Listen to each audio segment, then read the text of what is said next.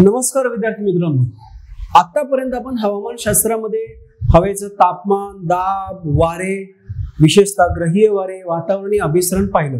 या सर्व चर्चेशी संबंधित काही महत्त्वाच्या संज्ञा आहेत, काही इम्पॉर्टंट टर्मिनॉलॉजीज आहेत, त्या आपल्याला आज समजून घ्यायच्या आहेत। चला तर बघूयात काय आहेत त्या संज्ञा। एकूण 6 महत्त्वाचे मुद्दे आपल्याला अभ्यासायचे आहेत। लक्षात घ्या कोणते। डॉल्ड्रम कोणता आहे? डॉल्ड्रम, ज्याला इंग्रजीत मराठीत सेम शब्द आहे।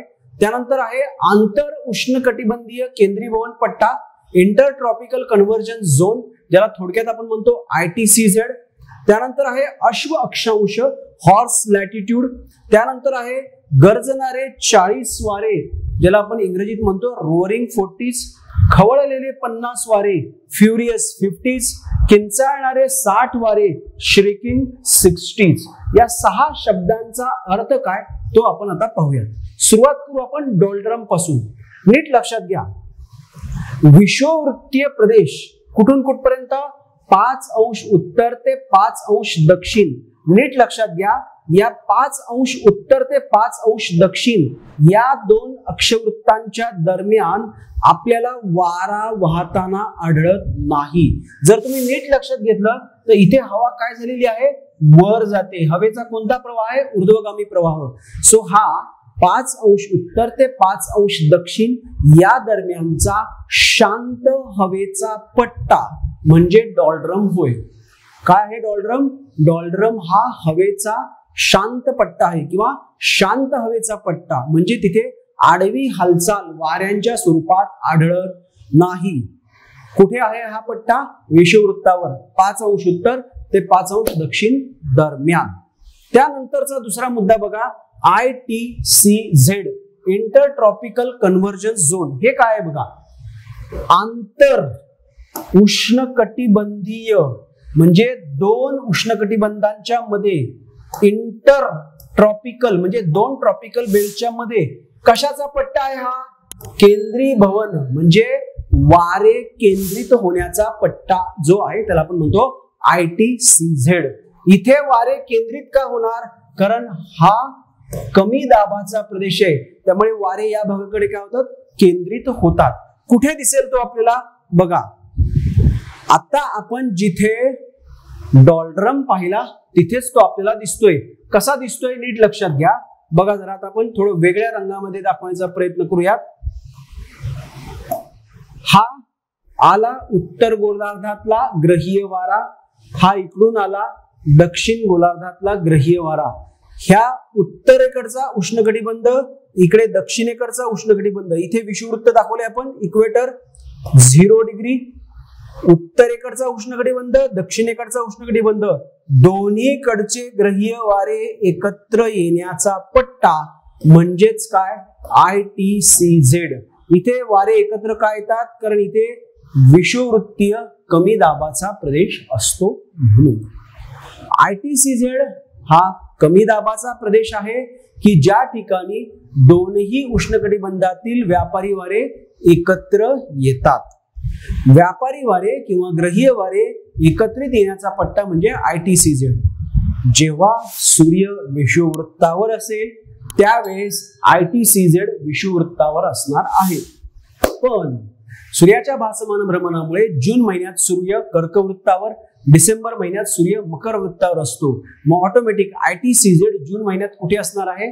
कर्कवृत्तावर, आणि डिसेंबर महिन्यामध्ये ITCZ असणार आहे मकर वृत्तावर। पुढचा शब्द बघूयात आपण आता, अश्व अक्षांश। अश्व म्हणजे घोडा, हॉर्स लॅटिट्यूड। कोणत्या अक्षवृत्ताला म्हणतो आपण हे? आपण म्हणतोय 25 अंश ते 35 अंश अक्षवृत्तीय प्रदेशाला आपण हॉर्स लॅटिट्यूड म्हणतो। हा एक जास्त दाबाचा प्रदेश आहे की जिथे आपल्याला हवेची आडवी हालचाल दिसत नाही। इथे हवा खाली येते, अधोगामी प्रवाह आहे, पण वारा नाहीये। अशा या जास्त दाबाच्या पट्ट्याला सब ट्रॉपिकल हाय प्रेशर बेल्ट, कर्कवृत्तीय आणि मकरवृत्तीय जास्त दाबाच्या प्रदेशाला आपण काय म्हणतो?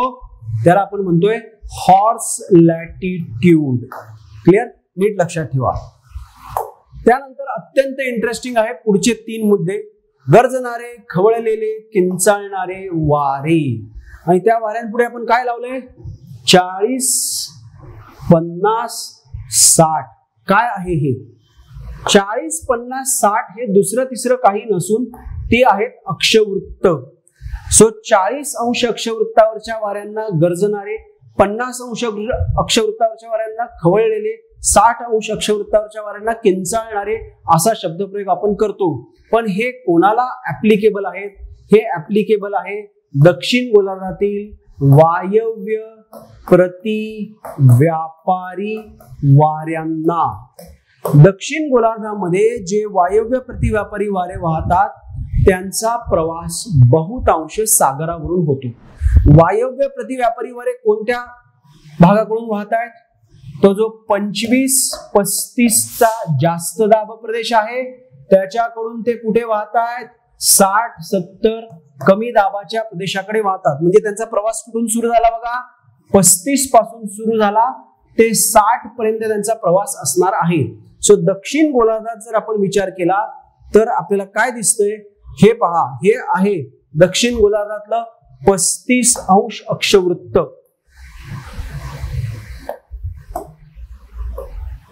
आणि हे आहे 60 अंश अक्षवृत्त. नीट बघा, दक्षिण गोलार्धात या सगळ्या पट्ट्यामध्ये आपल्याला काय दिसतंय?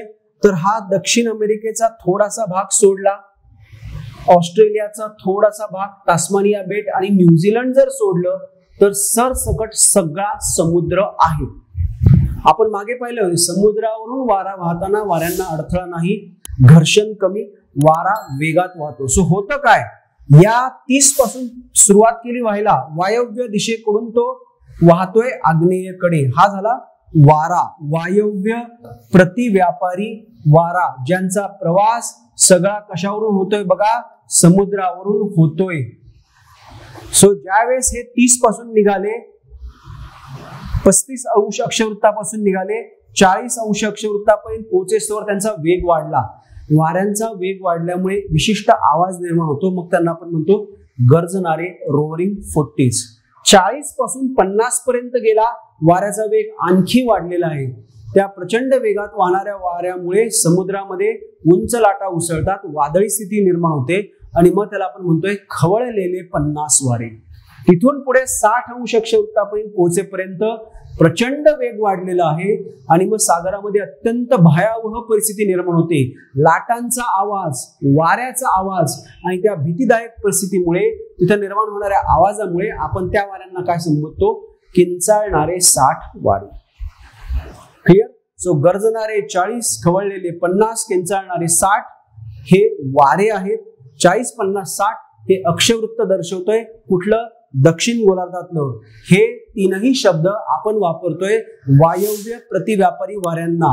उत्तरेकडच्या प्रतिव्यापारी वाऱ्यांना हे शब्द आपण वापरत नाही, कारण उत्तरेचा गोलार्ध काय आहे?